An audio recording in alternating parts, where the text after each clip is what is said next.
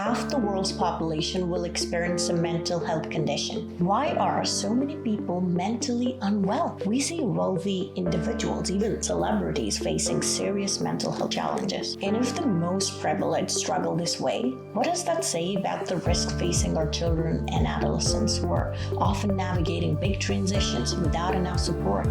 I am Dr. Gazal Bharara, founder of Dr. Wellbeing. In this episode, I'll share how widespread the global mental health crisis is, why it is happening, and how prevention can change the outcome. Half the world's population will experience a mental health condition. Half. Think about that for a second. Half the world. Over a lifetime, 1 in 2 people will receive a diagnosis. That means almost everyone you know will be touched by it. This isn't a small statistic. It comes from a massive study by Harvard Medical School and the University of Queensland.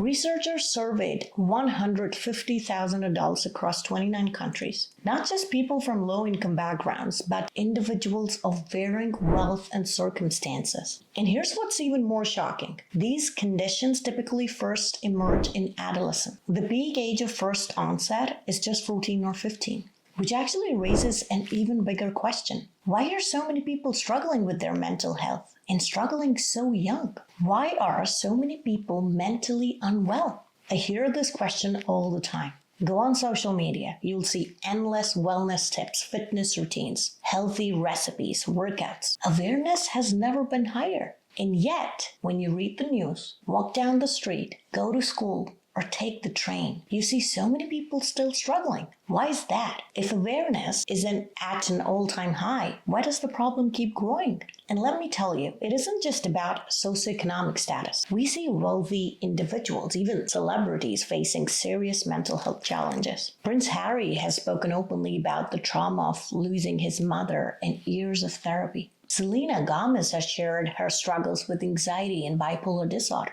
Simone Biles stepped back at the Olympics because of overwhelming performance pressure. Lady Gaga has talked about PTSD and depression stemming from trauma as a teenager. And Mariah Carey has been candid about living with bipolar 2 disorder. Money, fame, and achievement, none of these can protect against trauma, pressure, or biological vulnerability. Time and again, even large-scale studies show the same thing. Demographics and wealth alone do not guarantee positive mental health. So clearly, money is not the deciding factor. And if the most privileged struggle this way, what does that say about the risk facing our children and adolescents who are often navigating big transitions without enough support? And alongside personal struggles, today's young people are constantly exposed to the turmoil of the world around them. I mean, it's not just wars abroad. It's also the stories close to home, like the recent assassination of Charlie Kirk. Many young people didn't just hear about it later.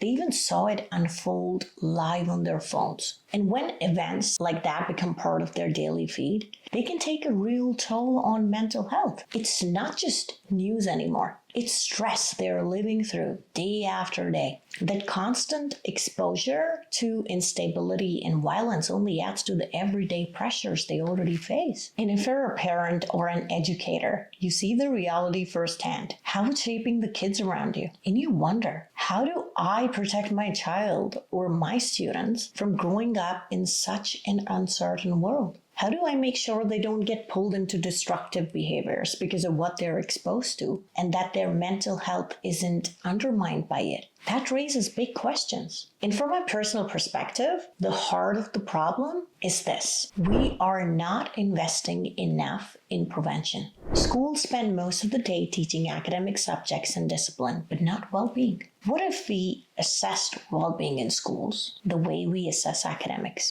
What if we taught children the cognitive and behavioral skills to manage stress, regulate their emotions, and use their strengths? What if we built environments where protective factors like safety, belonging, and self-efficacy were the norm? And just as importantly, what if we also assess transition readiness? How prepared students are for major life changes like moving from middle school to high school or high school to college? If we measured transition readiness alongside academics, we'd know who needs support early before challenges grow into crisis. Now, of course, there are many causes of mental health disorders. The picture is complex.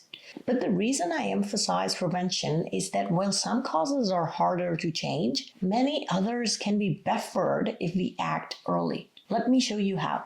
So, causes of mental health disorders can generally be grouped into 5 broad areas, and for each, prevention makes a difference. Number 1, biological factors. So, some risks are genetic. If a parent has depression or bipolar disorder, a child may inherit that vulnerability. Prenatal complications such as loss of oxygen to the brain, exposure to toxins, or infections in the womb can also increase risk. Early brain development issues, injuries, or defects in certain brain areas, as well as chronic health conditions like diabetes, all raise vulnerability to depression and anxiety. Now, these causes are less modifiable. But even here, prevention matters. Safe environments, nurturing relationships, and early support can buffer how genes express and reduce the risk of illness becoming disabling. If you know your parent had a heart attack, you don't just ignore it. You take steps to reduce your own risk. You might go for early screening, eat healthier, stay active.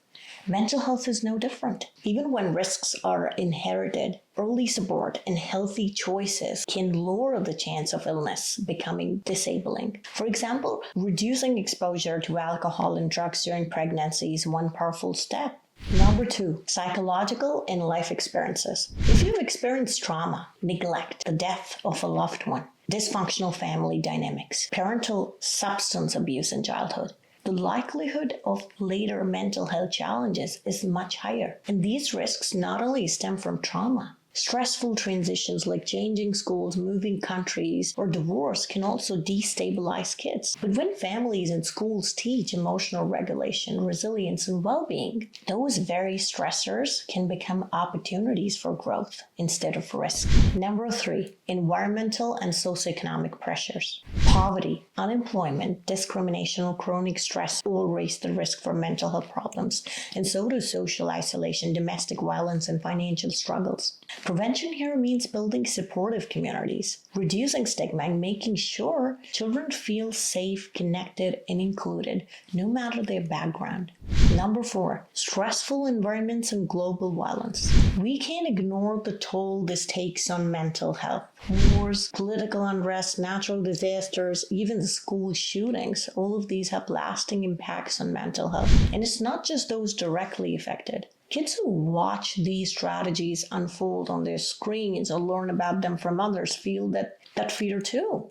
Prevention here means creating trauma-informed schools, offering accessible counseling, and giving young people the coping skills they need to process distressing events without being consumed by them. And finally, one factor unique to our time, social media and technology. Social media platforms are designed to hijack our attention. Every notification sets off the brain like an alarm.